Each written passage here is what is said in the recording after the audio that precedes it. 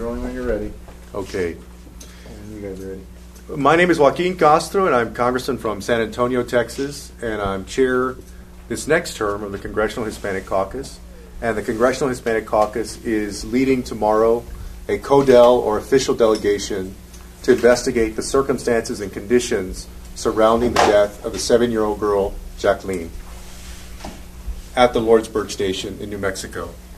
We had a chance this evening to meet with some of the migration advocates and experts who work in this area, both in El Paso and New Mexico, and also to speak to attorneys for Jacqueline's dad. Before I give some more remarks, I want to acknowledge each of the members that are here with me. The first one, of course, is Veronica Escobar, who is Congresswoman-elect for El Paso, Raul Ruiz from Southern California, Sylvia Garcia, Congresswoman-elect from Houston, and Ben Ray Lujan, who's Assistant Democratic Leader and Congressman from New Mexico. We have asked for a congressional investigation into the conditions and circumstances surrounding this young girl's death. We, of course, join also in the request for an Office of Inspector General investigation. There's still a lot of unanswered questions that are very important. I hope that we'll have a chance to get some of those answers tomorrow, although I'm very disappointed that so far the Commissioner will not make available the agents who were directly involved in handling Jacqueline and her father.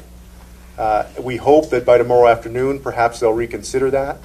We're also, of course, very concerned, as others are, that CBP did not notify Congress within 24 hours of the death of someone in their custody, which is required by federal law, and that there are certain policies and practices that clearly need to be changed, and that it looks like CBP has acknowledged need to be changed. Very specifically, for example, the fact that during that 94-mile bus ride, there wasn't a single person who was a medical personnel that was available once the young girl's symptoms became apparent to treat her while she was on the bus. So she had nobody that had medical training, a nurse or a doctor that was available to her to keep her alive. Those are among the most important questions that we have. As you can imagine, we have many others. None of us has had a chance to talk to her father. We inquired a few days ago. The embassy said that he was too distraught. He wasn't speaking with anyone, which I know everybody understands.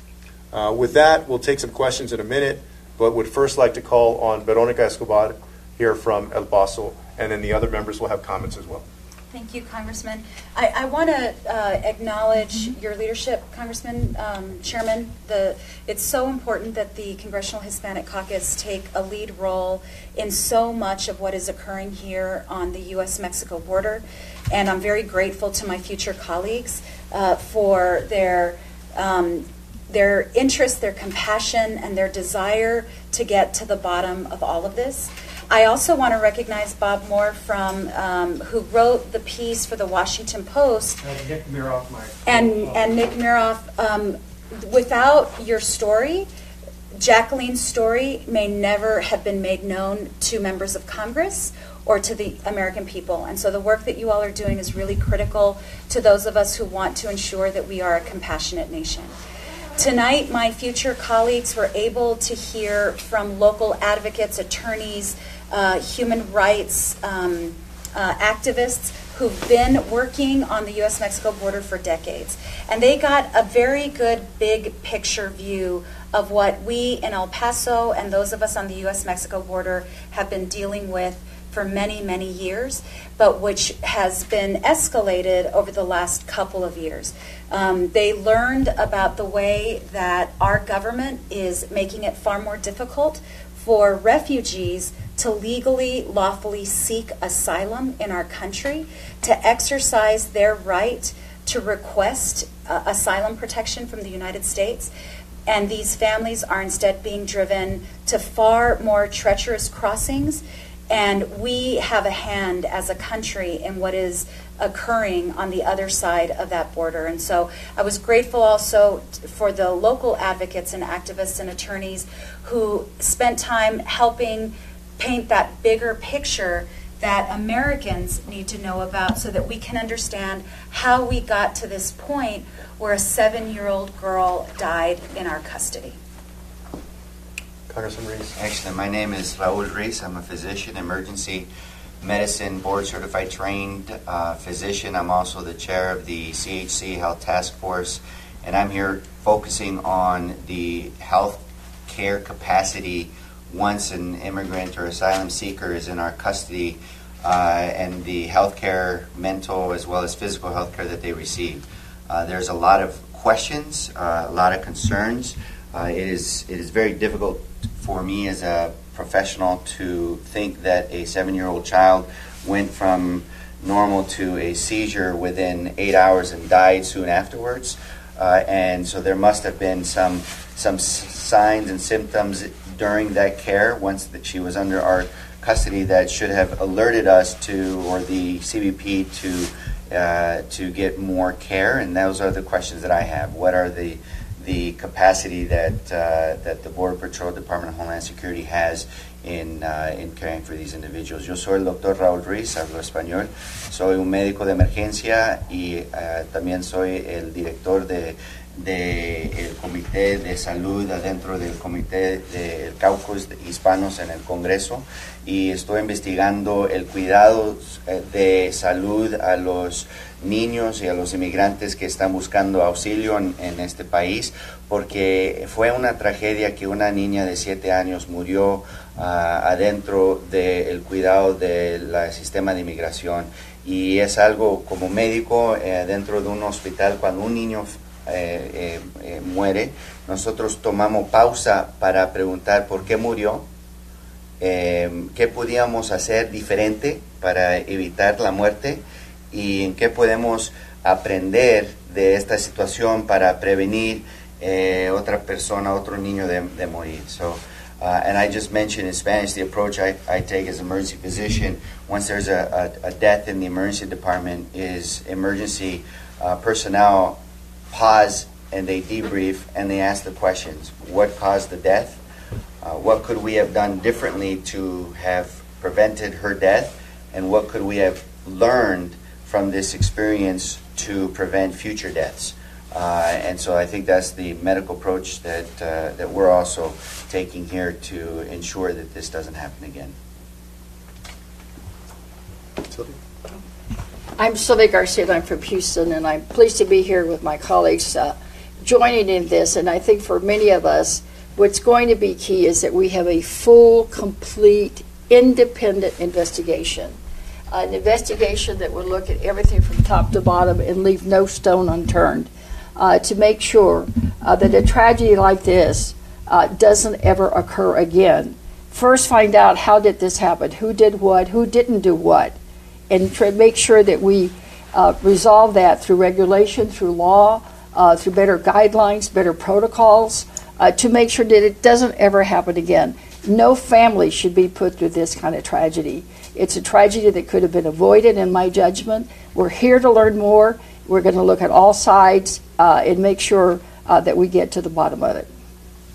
My name is Ben Ray Lujan from the 3rd Congressional District of New Mexico. And I too want to recognize the leadership of our chairman, Joaquin Castro, Veronica Escobar, for having us in her district today. I want to emphasize what's already been said, the importance of an independent investigation. This cannot be left up to the Department of Homeland Security Office of Inspector General. It's also incumbent upon Congress to fully investigate the death of Jacqueline. We're here because we're bringing attention to this issue. I think it's incumbent upon members of Congress to continue to visit not just border communities, but with everything that is occurring with separation of children. This is not stopped. And that's why you see not just the members that are here today, but many others that will be joining us tomorrow on this important CODEL as well. And before we take questions, just a little bit more. We'll have about 13 members and members-elect of Congress tomorrow. And we, of course, are investigating the death of Jacqueline, this particular case, but also want to make sure that where law needs to be changed, we can change it. As Sylvia mentioned, where regulation needs to be changed, we can change that. And that we change these things so that we don't have more people who suffer the same fate. And so that's a big part of our mission in being here today. As Ben Ray mentioned, and I mentioned earlier, we are calling for a congressional investigation into this incident. As you recall, there was also, earlier in the year, I believe, the case of Marie, who was a young girl who spent time in federal custody. After she left, she then passed away also. That should also be part of an investigation. With that, we'll take some questions. Yes? Can you guys talk a little bit more about what your investigation tomorrow will consist of? How do you plan to investigate? What are you going to see? What do you think you're going to be able to pick up just by short visits to these two sites? Well, we've got basically the top brass of CBP. We had a briefing earlier in the day on policies and practices that pertain to this particular situation. So we're going to be asking a lot of policy questions as it pertains to the second mission, which is making sure that if there are things that need to change, and we believe there are, that we can help change them. We're also going to be meeting with the supervisors who were supervising the agents that handled this case on that late night and then early morning. So that's going to give us an opportunity to ask specifically about Jacqueline's case. So I think between those two, that group of folks, we should be able to get a lot of information out of them. We're going to keep pressing to speak directly with the agents. I had a conversation a few days ago with the Commissioner McAleenan. That's the conversation where he told me that he acknowledged that they were in violation of federal law and didn't report within 24 hours. He acknowledged that he made a conscious decision not to tell the Senate Judiciary about it. We had a conversation today where I asked him very specifically to be able to talk to the agents. He said that they wouldn't be able to do that at this time and gave a few various reasons, which I disagreed with. And I let him know that we intend to do everything possible to get all the relevant people involved in front of Congress as early as possible next year. In terms of a site visit, it's important to determine the holding cells, the capacity of a facility to provide medical treatment, to see if they have any medical equipment or examination, any kind of thermometers, blood pressure cuffs, scales, weights. Do they have any equipment to provide IV fluids? Where do they get their food, their water? And the space that people are being held in, including the transportation from one location to another location to determine the assessment of whether or not a child who has fever or vomiting could take such a distance traveling from one location to another. And there is a black hole right now, or a mystery for us in terms of information about what happened between the time, I think it was in the 9 o'clock hour, when she and her father, with a group of other people, presented themselves to CBP. Between that time and the time at which she and her father are placed on a bus, I believe around 4:30 in the morning, if I'm recalling the timeline correctly. What happened during that period of time? Were they provided food and water? Did they ask for medical assistance? Were they understood in their native language or not? That's why those questions will be directed at the CBP brass tomorrow, but also at the supervisors, and ultimately those questions will be asked of the agents involved. And just one more thing, I'd be very interested in taking a look at the form that CBP claims Jacqueline's father signed. I think we all need to take a look at it and understand whether any of that was translated for Jacqueline's father. Suzanne and then John. I have several questions. When you say that it's against the law for the commissioner not to have told you about this, and you say that there's a law that demands that he tell you, Right. why is the only repercussion right now, like, we want to hear from them? I mean, I'm trying to think of this in terms of if this was a civilian police officer or something like that, and there was that kind of admission, you have a DA involved, that kind of thing. Is that law missing any kind of teeth? Is that what you have to change? Is there something more that should be done? Sure. I also want to know, are you going to have any members that are not just the CHC? Is this just the CHC that's coming out to investigate? Let me answer the second part, your second question first. No, Mark Vesey from Dallas-Fort Worth is coming. Al Green from Houston is coming. Any other non-CHC members? Those are the ones that I believe one of the senators sent, Senator Udall sent a staffer. They're all members of Congress, right? Right. Yes, So that yeah. sounds like all of the minority members? Where's the leader? Where's the Sure. higher ranking folks? Well, remember, we put this trip together in a matter of a day and a half. With the centers like at Tornillo, you're supposed to give 2 weeks' notice of your intent to come, right? So we insisted on getting this trip together for folks we made it happen. The CHC, Alma Acosta, the executive director, the CHC worked hard to put it together. And so for everybody, it was on short notice. But we've gotten a lot of interest of folks that say that they want to come and see for themselves these facilities. And if I may, just as the elected assistant speaker, I'm fourth in leadership as Right. well. So there is leadership that is being represented to make sure that we were going to be available today as well. The first question being, Boris, are there any teeth behind that law? I mean, what's... No, you ask a great question. Honestly, we've been responding to the immediate situation. I tweeted the law, essentially, a snapshot, a screenshot of the federal law, but we need to figure out what other remedies there are besides either a subpoena when it's possible. It's not possible right now, but in January, what else can be done? But you can't make a commissioner who admits to you he withheld information to step aside, to suspend them until, because, I mean, do they recuse themselves? There's no authority to have them recuse Sure. themselves for right now? Yeah, we'll certainly look into that part. We've been dealing with the more... You don't really know that at this point? Right, yeah, okay. we've been dealing with the more immediate issue of the young girl. John? One to follow up on that. I mean, do any of you think that he should resign as a result of the fact that he lied to Congress, essentially, and broke the law? And more broadly, everybody here is pretty well versed on CBP and the border, living here and working on this for years. Do you think that this is a systemic problem that goes just beyond sort of this instance? And if so, does that require something much more comprehensive, like a full-scale reauthorization of CBP, to sort of pick it apart and put it back together again? I mean, what do you think? Yeah. Well, let me answer your first question, John. I'd like for us to have a formal hearing since we're close to January, but certainly if I was in charge of the department, I would ask him to step down. And then what was the other part of your... The more fundamental question of whether or not CBP needs to be reauthorized and just really reworked wholesale because of an institutional problem. Yeah, I think most, if not all of us, agree that there need to be big changes at CBP. Some of those are policies and practices.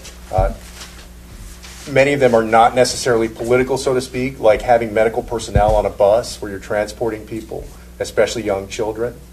And then other changes as well. I know we spoke earlier with some of the experts who were talking about the bill that Beto O'Rourke and I guess Congressman Pierce had filed before as a starting point. And I think that's true. I think we can build upon that kind of legislation. And if I could add, we have seen Border Patrol and ICE and CBP grow significantly over the last 15 years.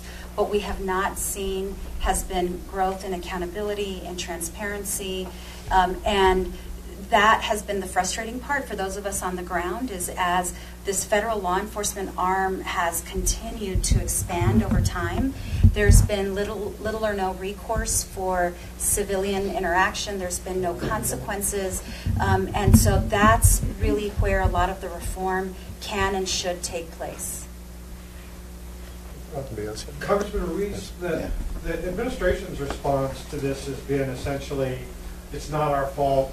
We tell people this is a dangerous journey, don't come. With what happened with Jacqueline, she almost certainly was ill before she came to the border. Does the fact that she was ill coming into the country mitigate any responsibility on behalf of CBP? So especially as a healthcare professional, what's your view on the responsibility of somebody who's taking custody of somebody who may already be ill? As soon as somebody is taking custody, it is absolutely the responsibility of the agency to care for that individual, especially if there's any emergency needs. And therefore, the false narrative is to blame the father or blame the immigrant. The true narrative is that when you take custody of a child, you're responsible for that child, with a father or without a father. And therefore, we need to ask the questions: what was the screening that occurred? Were they asking the right question? Was that agent trained to do a proper screening? When there were any signs of distress from a child, what did they do about it? Before the child got on a bus, the father complained that the child had been vomiting. Well, when you have a child that's vomiting and unable to take fluids, that puts that child at a higher risk. So what was the decision-making process? Did they consult a healthcare professional to ask certain screening questions to determine whether that child was safe to go on a longer than an hour trip? Did that child have a fever beforehand? Once the child had a fever of 105.7 degrees Fahrenheit, were other vital signs taken? What was the pulse, the heart rate, and all those other things? And then why did it take so long for them to be evacuated with medical transport via helicopter to the other facility? So these are all the medical questions that we need to ask. And I think it's important that we have independent investigators with healthcare professionals to be able to ask these questions and assess this. Again, we have to take the approach that we take in the emergency departments. What caused the death? What could we have done differently to prevent the child from dying?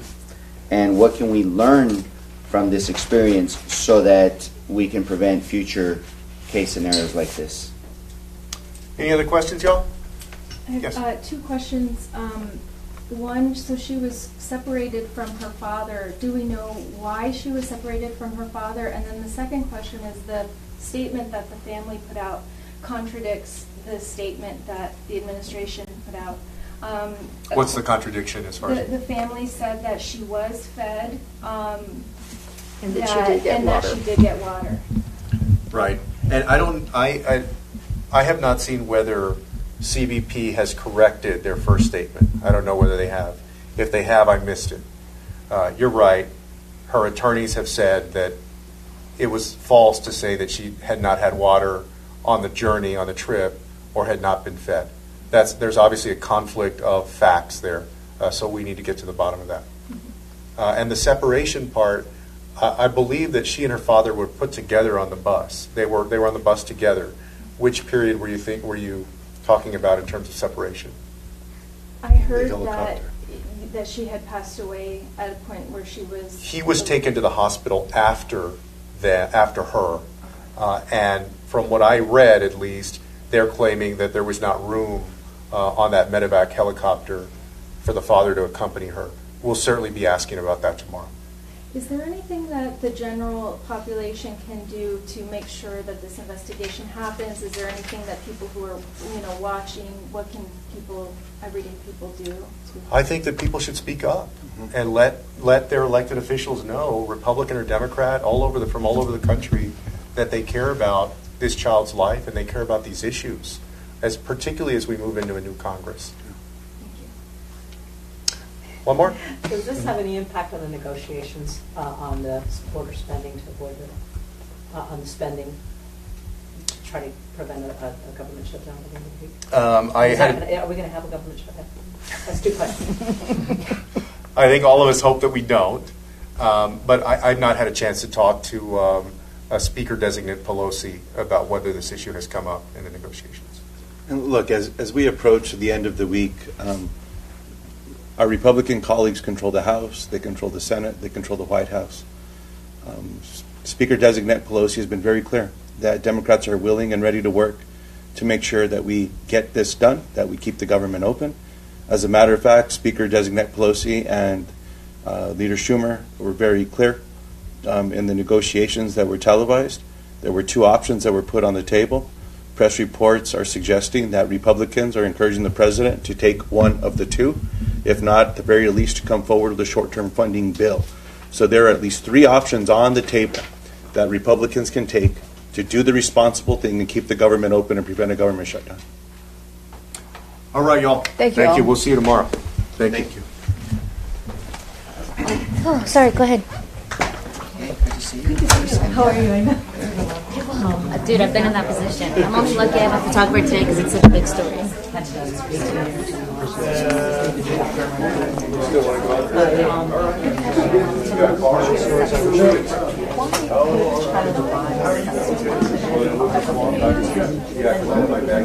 The most common cause for sepsis is infection that gets into the bloodstream versus different organs.